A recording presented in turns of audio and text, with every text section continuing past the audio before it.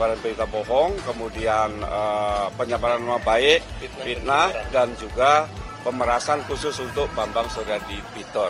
Trio CS dan Bitor itu sudah pemeriksaan awal dan kita akan melanjutkan pemeriksaan pada minggu depan. 2 laporan pemerasan dan laporan pencemaran nama baik, penyebaran kebencian serta penyebaran berita bohong ya. Sudah.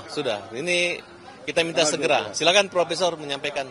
Ya, terima kasih Pak Dr. Wartabas selaku pengacara saya. Hari ini pemeriksaan awal dengan laporan kita pada tanggal 12, yaitu penyebaran berita bohong, penyebaran nama baik, dan pemerasan. Sedangkan yang terlapor adalah Roy Suryo, Rismon, kemudian Hermanto, dan Bambang Suryadi Bitor. Nah, tentunya laporan ini terpaksa kami lakukan karena teman-teman sedulur Jokowi di daerah-daerah itu sudah melakukan aksi ya, termasuk di Polda saat demo kemarin Pak Kapolda, Pak Kareto menemui. Nah, kami selaku orang yang yang dirugikan mengambil langkah ini agar tidak terjadi kegaduhan, maka kami melaporkan mereka ke jalur hukum. Ya, pasalnya tadi penyebaran berita bohong, kemudian penyebaran nama baik, fitnah, dan juga pemerasan khusus untuk Bambang Suryadi Bitor. Kami berharap melalui pengacara saya ini yang semalam juga sudah klarifikasi di News TV, mudah-mudahan rakyat bisa lebih paham bahwa sebenarnya kasus tuduhan ijazah Jokowi ini harusnya sudah tidak perlu diributkan lagi. Karena lembaga yang punya otoritas yaitu UGM sudah menyatakan bahwa ijazah Jokowi asli. Dan dari laporan mereka ke Barreskrim Polri sudah diberhentikan, sudah SP3. Sehingga sebenarnya ijazah Jokowi jelas asli. Tapi kenapa sekarang malah membawa nama orang lain? Ya itu terpaksa karena saya dirugikan, maka saya laporkan melalui jalur hukum. Saya kira itu. Oke Pak, boleh dijelaskan mungkin bukti-bukti yang dibawa Sepakan saat melapor?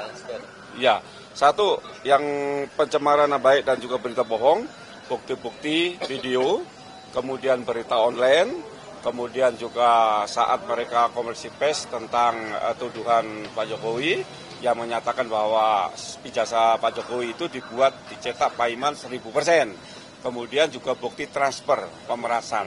Ya, jadi si Bambang Bitor ini, khusus Bambang Bitor, minta 20 juta, kemudian hanya saya transfer 15 juta, kemudian kurang puas dan besoknya membuat berita yang sangat mencengangkan, bukan menuduh saya lagi hanya menuduh mencetak ijazah Jokowi, tapi menuduh ijazah saya palsu dan juga profesor saya palsu. Nah, ini sesuatu yang semakin banyak pasar berlapis yang nanti dikenakan oleh mereka.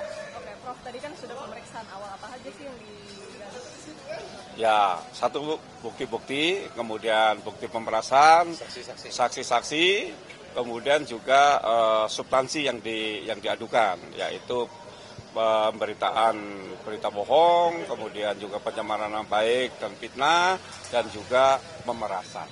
Dan Prof, setelah pemeriksaan awal ini kira-kira polisi masih butuh keterangan lain lagi atau bisa masuk ke keterangan terlapor? Ya, Keterangan pelapor dan saksi. Ya, silakan. Jadi kan penyidik ya langsung menggelar 2 perkara. Nah, kemudian Profesor membawa transkrip pembicaraan dan fitnah tersebut. Nah, dan minggu depan sudah pemeriksaan saksi. Nah, jadi intinya kalau Pak Jokowi dituduh menggunakan, kalau Profesor dituduh membuat, mencetak. Nah, ini kelewatan nih. Kalau mereka sana main pistol-pistolan, ini granatnya nih. Nah, begitu marah. Kenapa? Dasarnya karena ada laporan yang dihentikan di Barreskrim. Ya, SP3. Nah, 2 SP3 masih saja. Jadi Roy Suryo CS Bitor ini sengaja membuat seolah-olah Pak Jokowi menggunakan ijazah palsu. Mereka tidak memiliki bukti dan meminta Pak Jokowi yang membuktikannya. Nah, akhirnya dengan pemeriksaan 50 saksi dan berbagai macam saksi ahli, akhirnya kasus mereka dinaikkan dari penyelidikan menjadi penyidikan.